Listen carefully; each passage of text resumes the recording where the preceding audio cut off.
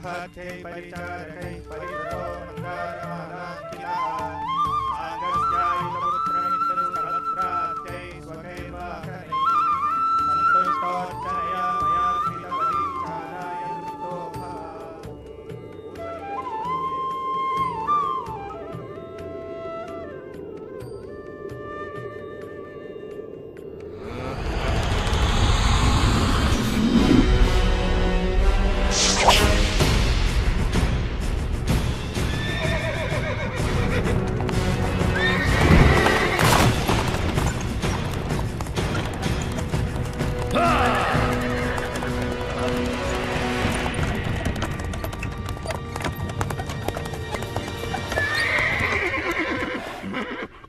पृथ्वी पर मनुष्य आपको प्रसन्न करने के लिए यज्ञ कर रहे हैं देवराज इंद्र। ये ऋणी लोग आपका आभार प्रकट करने के लिए सब तरफ एकत्रित हुए हैं। होना भी चाहिए। इनकी खुशहाली मेरे हाथों में है। इन्हें ज्ञात होना चाहिए कि मैं बारिश का स्रोत हूँ जो इनके खेतों और भंडारों को अन्न से भरती है। संवर्तक, जो लोग मेरे लिए यज्ञ कर रहे हैं उन्हें वर्षा प्रदान करो।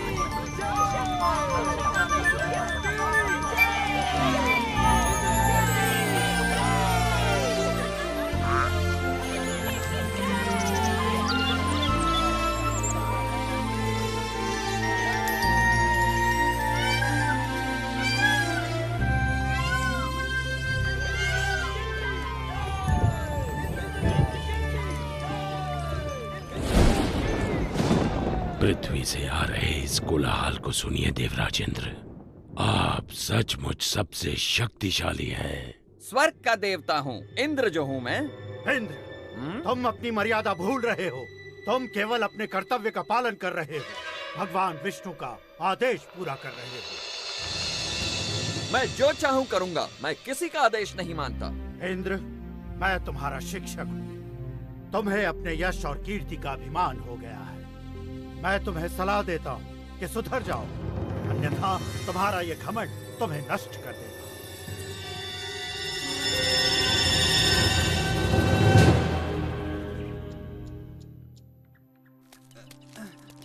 संभाल के ले चलना।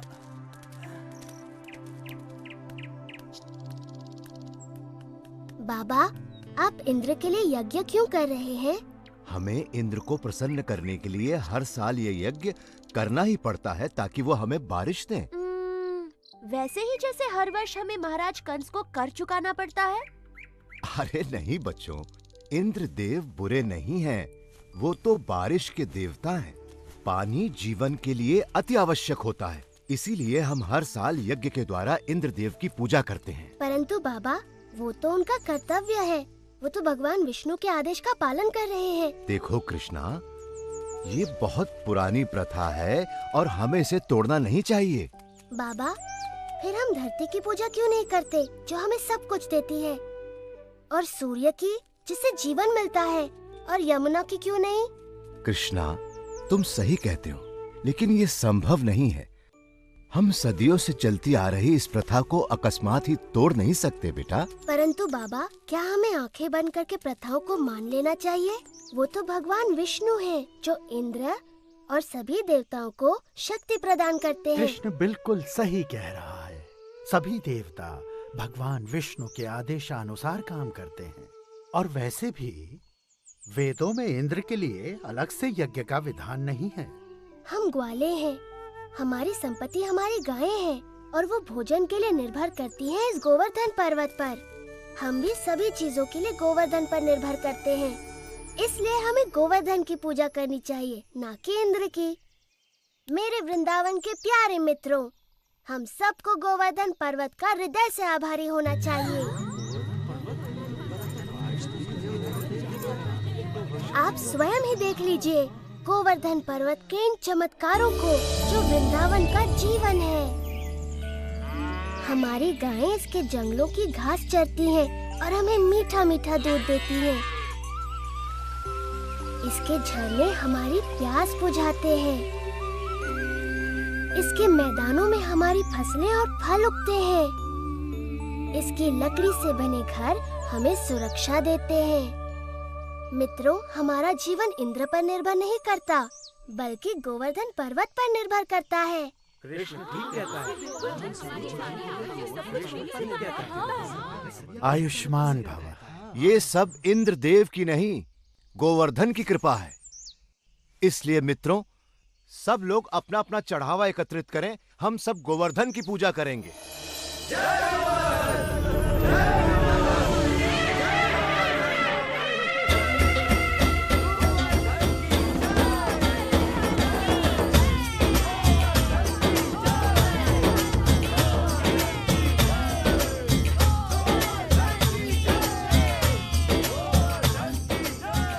मैं गोवर्धन हूँ।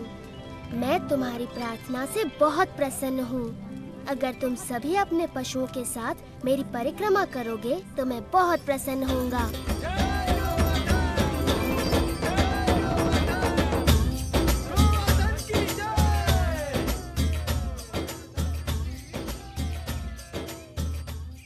देखो कितनी बड़ी पूजा हो रही है। गोवर्धन पर्वत तो बहुत प्रसन्न हो रहे होंगे मधु। हाँ, गोवर्धन की पूजा करना अच्छी बात है बलराम, परंतु मैं इंद्रदेव को भी कुछ अर्पण अवश्य करूँगा, कहीं बुरा ना मान जाए। एक इंद्र के लिए और एक मेरे लिए। 2 इंद्र के लिए, 2 मेरे लिए।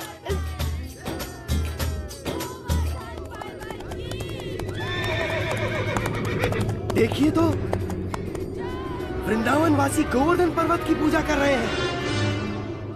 ये तो बड़े अचरज की बात है। उनकी ये हिम्मत! मुझे तुरंत इंद्र को सूचित करना होगा।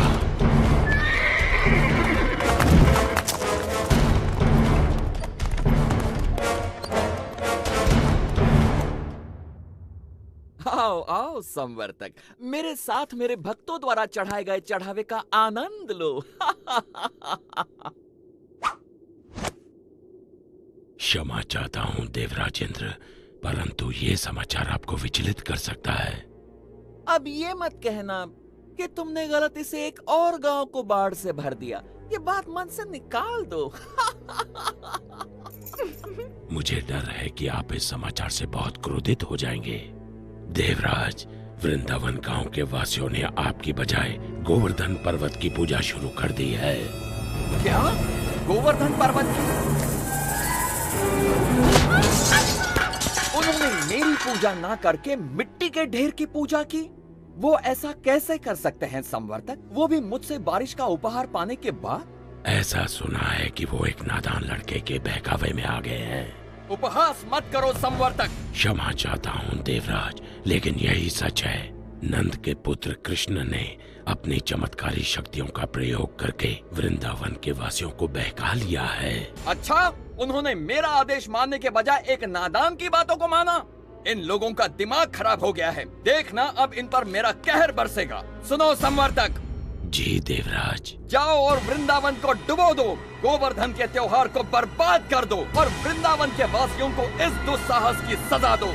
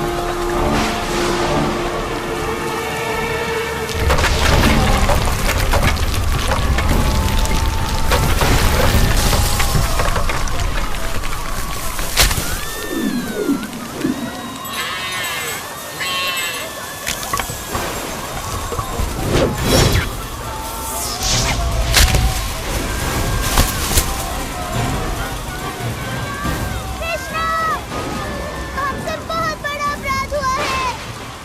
कृष्णा, तुमने इंद्रदेव को क्रोधित कर दिया है। देखो वो हमारे साथ क्या कर रहे हैं।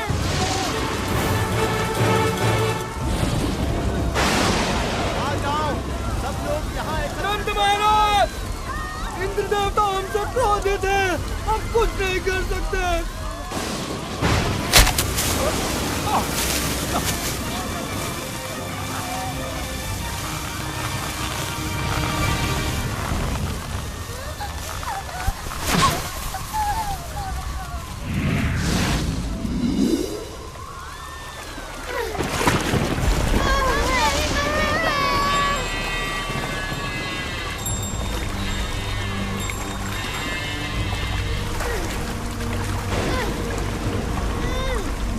पकड़े रहना।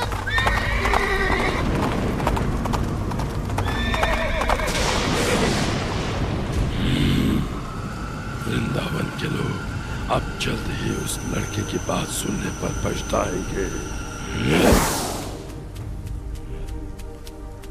इंद्रदेव हम सभी का विनाश करने पर तुले हैं, कुछ करिए नंद महाराज। मेरे प्यारे कृष्ण, मैं जानता हूँ तुम हमारा हित ही चाहते थे, लेकिन देव को कुपित कर दिया।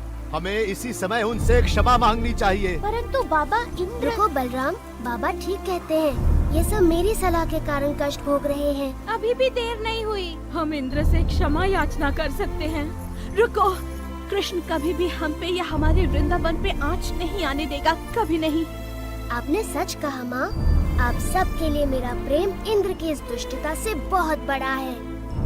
वृंदावन की रक्षा मैं अवश्य करूँगा। कृष्ण,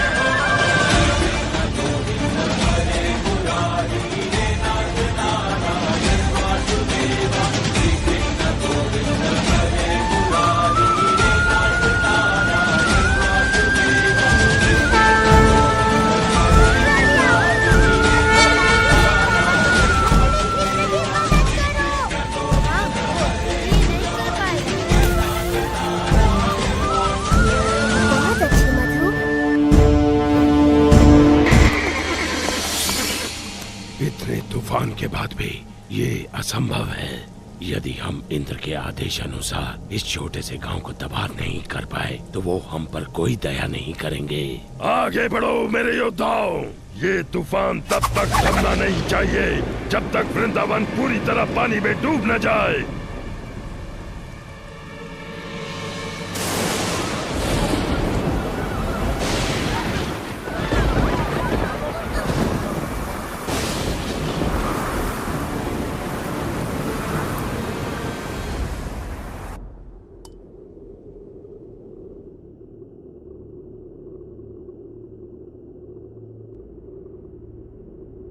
देवराज, आओ संवर्तक, बहुत थके हुए लग रहे हो। बैठ जाओ और सब विस्तार पूर्वक सुनाओ। बताओ, क्या तुम्हारे तूफान के बाद भी वृंदावन का कोई चिन्ह बचा है? देवराज, आपके योद्धाओं ने पिछले 6 दिन और 6 रातों से तूफान मचा रखा है, जिसमें आग की तरह बिजली कड़क रही है और घनघोर वर्षा हो रही है। मनुष्य ने इससे पहले ऐसा दृश्य कभी नहीं देखा। अच्छा है, बहुत अच्छा है। अब तक तो वृंदावन पूरी तरह डूब चुका होगा। काश मैं ऐसा कह पाता देवराज इंद्र, लेकिन सच ये है कि हमारे तूफान भी कृष्ण के सामने नहीं टिक पाए। मेरे तूफानी योद्धा एक बच्चे से परास्त हो गए। उसने गोवर्धन पर्वत को अपने सिर पर उठा रखा है और वो वृंदावन वासियों और उनके पशुओं की रक्षा कर रहा है। हम परास्त हो गए। लगता है तुम्हारी आंखों को धोखा हुआ है संवर्तक। 6 दिनों से कड़क रही बिजली ने तुम्हें अंधा कर दिया है। मेरे वाहन ऐरावत को बुलाया जाए। मैं स्वयं वृंदावन जाकर इस चमत्कार को देखना चाहूंगा।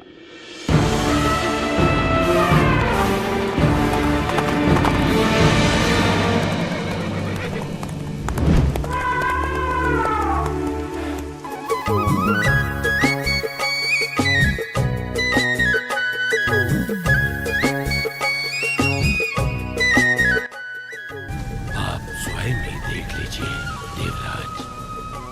यदि कृष्ण अपने आप को भगवान समझता है तो अब वो ये जान जाएगा कि कौन शक्तिशाली है, वो या फिर इंद्र।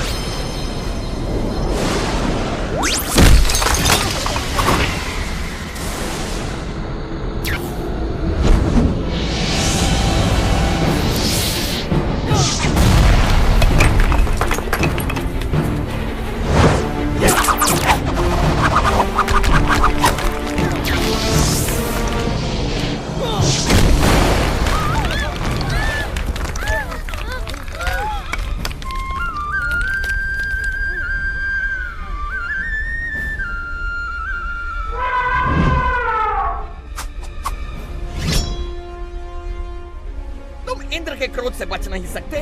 कृष्ण की बात मानने का दंड भुगतना होगा।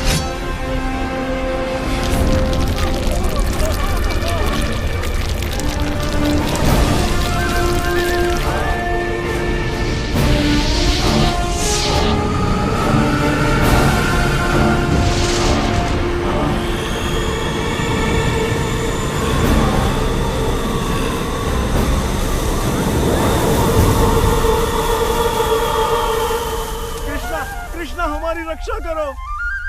इंद्र गोवर्धन पर्वत को नष्ट कर रहे हैं। इंद्र कुछ नहीं बिगाड़ सकते, भय मत करो।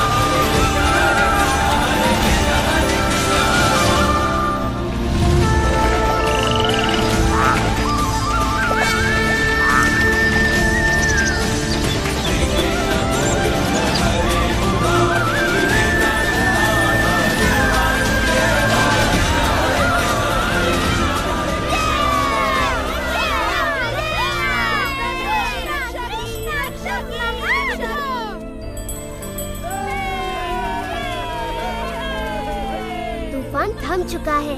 आप गाँव वासियों के साथ खुशी मनाने क्यों नहीं जाते? पर कृष्ण, क्या तुम अकेले इस पर्वत को उठाए रख सकते हो? नादान मत बनो कृष्ण, तुम एक छोटे बालक हो। पहले तुम बाहर निकलो। आप बहुत दयालु हैं।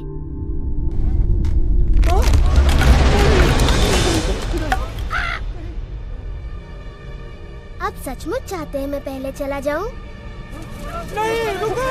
मुझे छोड़कर मत जाओ!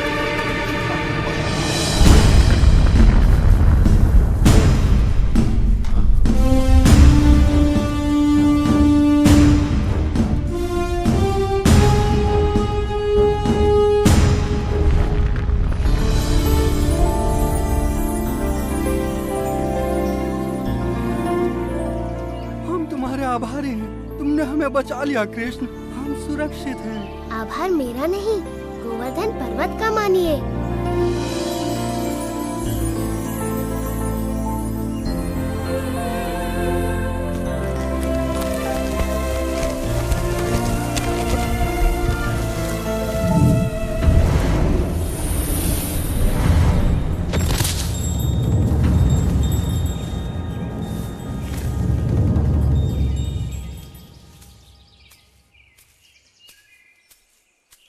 देवराज इंद्र, मैंने देखा आप मुझसे कितना स्नेह करते हैं। अन्यथा मेरे प्रतिकार के बाद भी आप मुझसे मिलने यहाँ क्यों आते?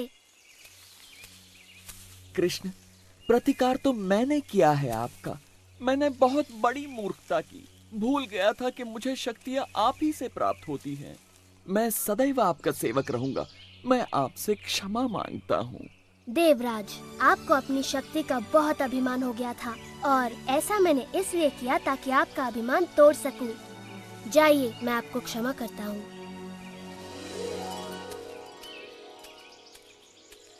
हाँ, इतना असाधारण बालक हमारे साथ यहाँ वृंदावन में रहने आया है।